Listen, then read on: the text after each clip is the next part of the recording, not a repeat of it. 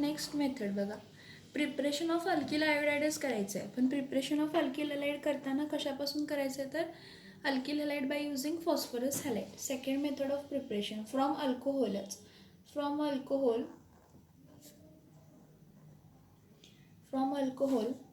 obtaining from alcohol obtaining what alkyl halide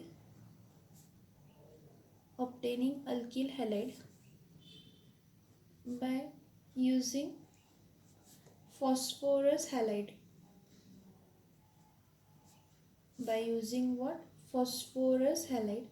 आता phosphorus हॅलाइड्स म्हणजे दोन टाईप असतात. फॉस्फरस हॅलाइडमध्ये एक आहे PX3, एक आहे PX5. आता PX3 आणि PX5 फॉर्म करताना एवढं लक्षात ठेवा की PCl3 स्टेबल आहे, PCl5 पण स्टेबल आहे आणि फॉर्म होत आहे. PBr3 अनस्टेबल आहे म्हणजे इन सितू प्रिपेअर करायला पाहिजे. PI3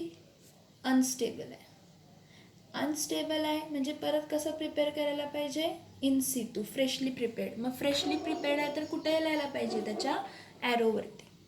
फ्रेशली प्रिपेअर्ड आहे तर कुठे लिहायला पाहिजे, त्याच्या ॲरोवरती लिहायला पाहिजे. कशावरती लिहायला पाहिजे, त्याच्या ॲरोवरती लिहायला पाहिजे. मग आता तुम्ही म्हणणार PBr5 डज नॉट एक्झिस्टच नसतो, पॉसिबलच नाही बाळांना. PBr5 हा एक्झिस्ट होतच नाही. PI5 डज नॉट एक्झिस्ट होतच नाही, अर्थवर एक्झिस्ट होतच नाही. मग सगळ्यात बघूया पहिला alkyl chlorides.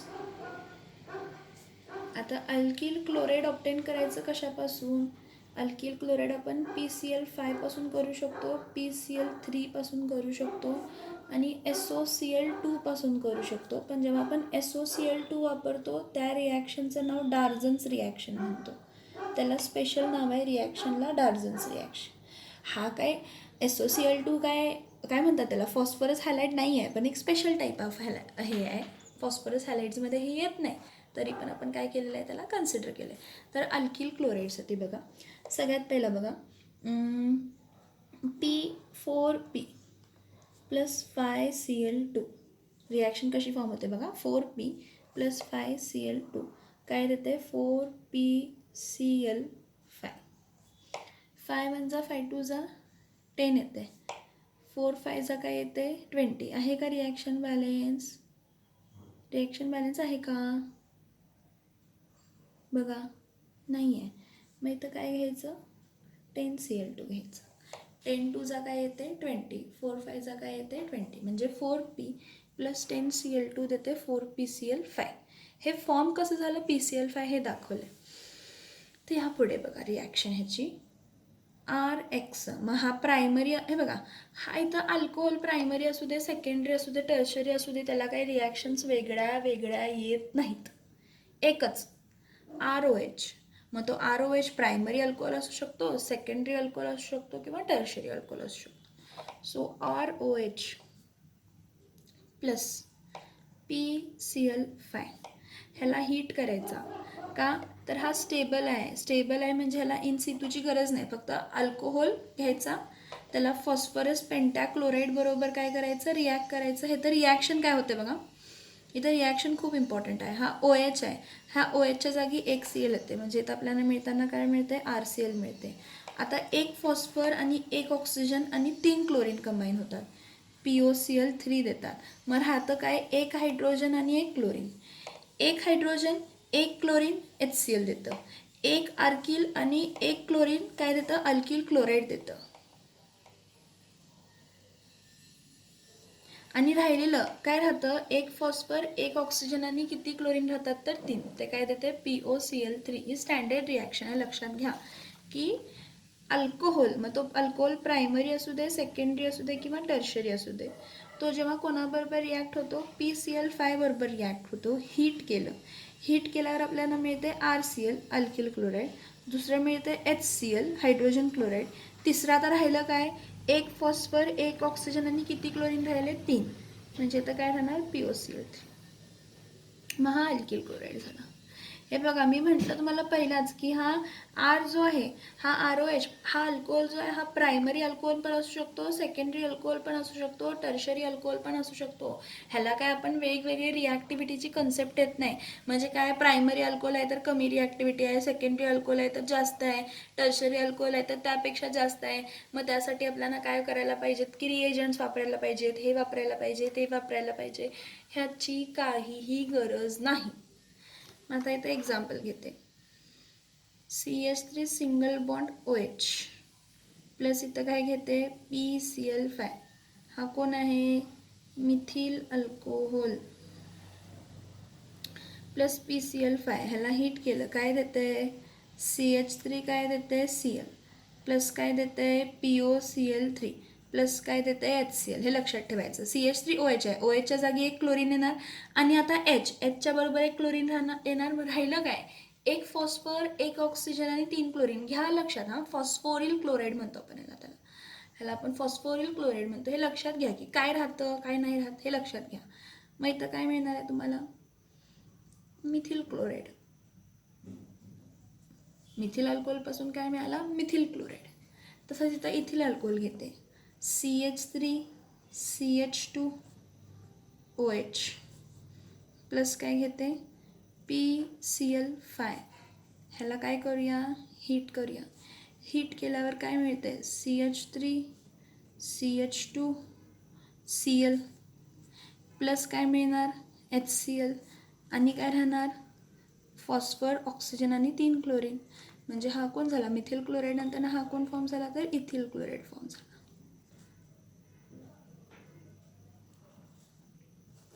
Ethyl chloride form झाला. नेक्स्ट आता बघा CH3 C इथं CH3 इथं H आणि इथं OH. हा काय आहे आयसोप्रोपिल अल्कोहोल प्लस काय घ्यायचा PCl5. ह्याला काय केलं हीट. काय होणार आहे ह्या OHच्या जागी फक्त क्लोरीन येणार, दुसरं काही होणार नाही. ह्या OHच्या जागी फक्त क्लोरीन येणार, दुसरं काहीही होणार नाही. म्हणजे इथं काय येणार आहे CH3 इथं OH आहे PCl5. इथं काय येणार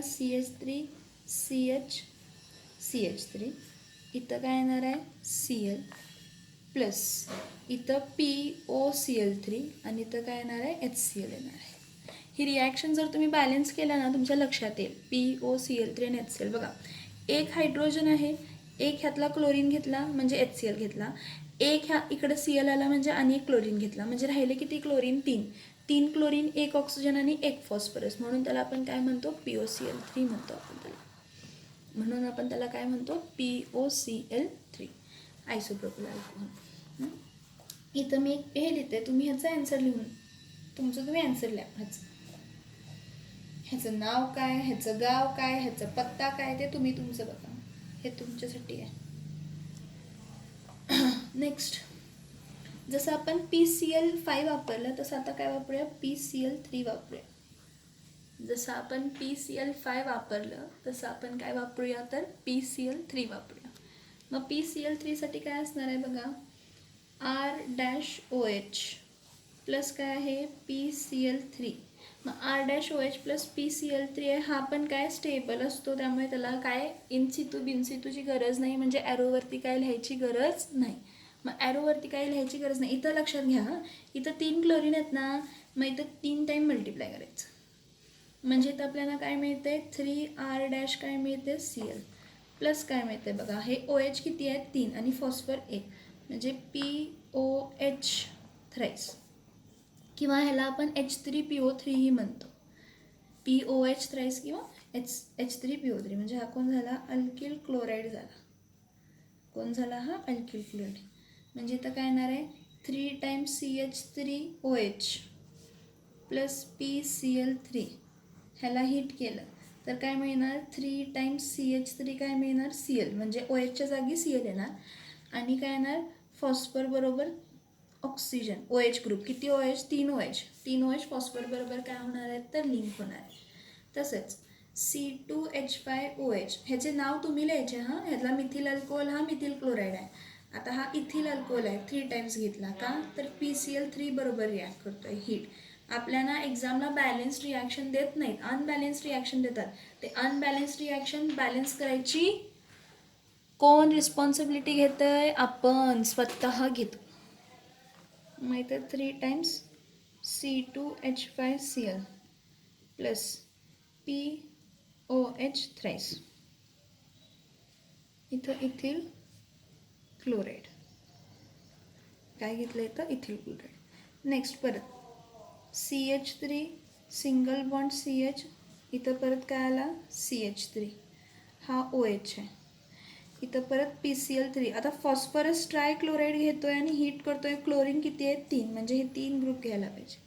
म्हणजे इथं काय मिळणार 3 टाइम्स CH3 CH, इथं काय मिळणार CH3, इथं काय मिळणार Cl प्लस इथं POH थ्राईस म्हणजे H3 PO3, म्हणजे हा काय असणार आहे आयसोप्रोपिल क्लोराईड. सिमिलरली टर्शरीसाठीला, सिमिलरली कशासाठीला टर्शरीसाठीला. आता डार्झन्स रिॲक्शन लास्ट बघते. डार्झन्स रिॲक्शन काय तस घेते तर अल्किल क्लोराईडच ऑब्टेन होते. डार्झन्स रिॲक्शनमध्ये आपण रिएजंट काय वापरतो SOCl2. हे PBr PCl5 PCl3 SOCl2. SOCl2 म्हणजे थायोनिल क्लोराईड. SOCl2 म्हणजे कोणता क्लोराईड आहे थायोनिल क्लोराईड आहे. SOCl2 म्हणजे कोणता क्लोराईड आहे थायोनिल क्लोराईड. म्हणजे आपण SOCl2 वापरतोय अल्कोहोल बरोबर त्याला डार्झन्स रिॲक्शन म्हणतो. नाव the alkyl chloride obtained by using Darzens method, म्हणजे डार्झन रिॲक्शनच्या मेथडनं जर वापरलं, the alkyl chloride obtained by using Darzen methods gives best yield of alkyl chloride किंवा गुड यील्ड, किंवा गुड यील्ड. कशाची गुड यील्ड अल्किल क्लोराईडची. Good yield of what alkyl chloride. Darzens reaction किंवा डार्झन्स रिॲक्शनमध्ये रिएजंट कोणता वापरतो SOCl2. SOCl2 म्हणजे त्याचं नाव काय आहे थायोनिल क्लोराईड. त्याचं नाव काय आहे थायोनिल क्लोराईड. मग आता जर थायोनिल क्लोराईड वापरून जर तुम्ही काय ऑब्टेन करत असाल अल्किल क्लोराईड ऑब्टेन करत असाल तर it is a best method म्हटली गेली. कसली मेथड म्हटली गेली it is a best method for obtaining alkyl chloride. आता बघा इथे रिॲक्शन्स बघा. इथं अल्कोहोल आहे. मग हा अल्कोहोल प्रायमरी असू दे सेकंडरी असू दे टर्शरी असू दे काही फरक पडत नाही. हा SOCl2 आहे, थायोनिल क्लोराईड आहे. आता ह्याची रिॲक्शन कोणाच्या प्रेझेन्समध्ये होते पायरिडीनची. हे बघा हे रिॲक्शन्स रिपीट आहेत सगळे. आता पुढे आपण हे सेमच रिॲक्शन बघा.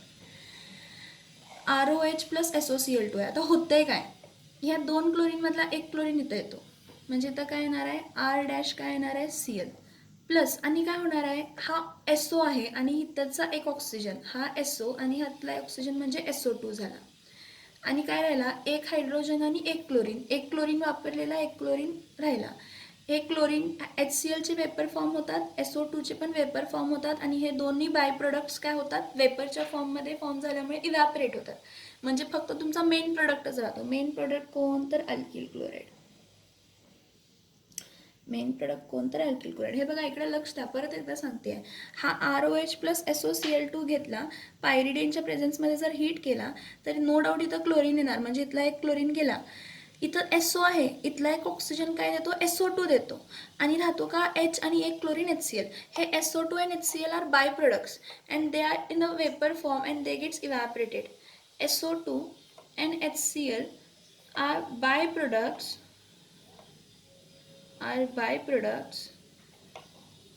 which form in vapor phase, हे वेपर फेजमध्ये फॉर्म होतात, which form in vapor phase and are evolved and are evolved. मग इव्हॉल्व झाल्यामुळे राहिला काय, फक्त main product. And only main products remain. And only main product remain.